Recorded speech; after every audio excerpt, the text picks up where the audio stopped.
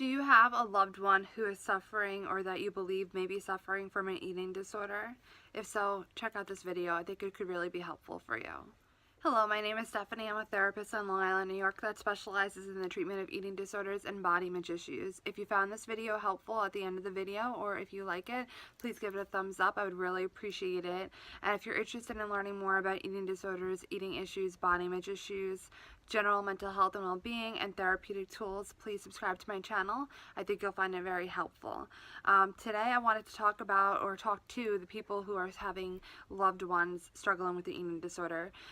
I know that it is super impactful on you as well, and a lot of attention goes to the person suffering because they are suffering, but that doesn't mean that you aren't as well. Sometimes it could really be, all times, it is incredibly difficult to watch a loved one struggle and you just don't know what to do. So I'm here to lend a helping hand, and I hope that I can help you out a bit with how to approach them and what to do going forward. So here's a little bit of a guide. One, if you believe that someone that you love, or you know that someone you love is struggling with an eating disorder, educate yourself. Do everything that you can to make sure that you have as much information as you can. Eating disorders are incredibly difficult to understand because a lot of the thought process is very, very illogical. And usually when you start to enter recovery for a person who is struggling, they're able to identify that a lot of the thoughts that they have and beliefs that they have are very illogical. So that is the work of therapy. Don't feel that you have to just go at them and be like, no, this is how it is. This is not logical what you're thinking, because more often than not, they know that, but it's still something that's so rooted in them that it's really, really difficult to work with and to recover from. But educating yourself as much as you can, because it is so confusing and there's so much misinformation out there about eating disorders. So the more that you know, the more you can be there for your loved one. So number 2, get help. Make sure that you are pushing that person. Of course, this depends on your capacity and your relationship with that person. And I'll go through that in a second. But more important than anything else is to make sure that they're getting the proper help. And it's super, super, super, I cannot even emphasize this enough, so important that you are getting a therapist that specializes in the treatment of eating disorders. I have a whole video on it, and I will link it in the description below, and at the end of the video I'll also put a link on one of these sides to that video to help you. But it is, I can't even emphasize that enough. It is incredibly important to make sure that the help they get is from someone who specializes in the treatment of eating disorders. So if you are, let's say, in high school or middle school, and you are a friend of a person that you think may be struggling, what's best for you to do is to go up to someone, a trusted adult, whether it be your parent, if they have a relationship with the other person's parents, a teacher, a guidance counselor, the principal, whoever you feel most comfortable with that can do something and will do something and will contact that person's parents or guardian. That is the most important thing that you can do. If you are in a relationship with someone, again, depending on your age, it might be something that you need to contact their parents, or you need to push them yourself to get the help if they're of age on their own. Encourage them to get help, and let them know that if they want you there, you'll be there. And also, if you're a parent now, that's something that I know you're going to meet a lot of resistance, because typically when people are struggling with eating disorders, the eating disorder is so powerful that it really does whatever it can to protect itself. So know that, that's another tip. Know that sometimes when they're talking to you, it's not really them talking, not really their healthy self, it's their eating disorder and fear of the eating disorder being treated, because the eating disorder does, like I said, whatever it can to maintain itself. And again, that's a whole other topic, but I will also leave a link in the video for another video that will explain that a little bit more, because it's kind of confusing and really weird if you haven't heard of it before. So but encouraging them to get the help that they need. If you were a parent, bringing them to get help, but trying to do it in a way where it's there, that they don't feel like they're being forced. And of course, if it comes to being forced, then that has to be what it has to be. But if there's any way that you can talk to them to get them to choose it for themselves, that's going to be best, because that'll help them be more motivated for treatment. And a lot of times too, even though they're so scared of losing the eating disorder, they do recognize that they want to get better and they want to feel better, that they don't like it. So that's going to work in your favor in getting them to getting the help that they need. Now, what to say to that person? So this is incredibly difficult, and it's very, it requires so much sensitivity, so it's going to be, you're probably, forgive yourself if you make a mistake, because it's something that's really very different from what you might tell someone who isn't struggling with an eating disorder. But if at all possible, try to avoid bringing any attention to their weight. If they are willing to get help without it coming to that topic, go for it and try to do your best to avoid that topic. Also, try to avoid things, saying things such as the following: just eat, just stop eating, or I understand. And I'll explain that a little bit more, because I know that sounds weird.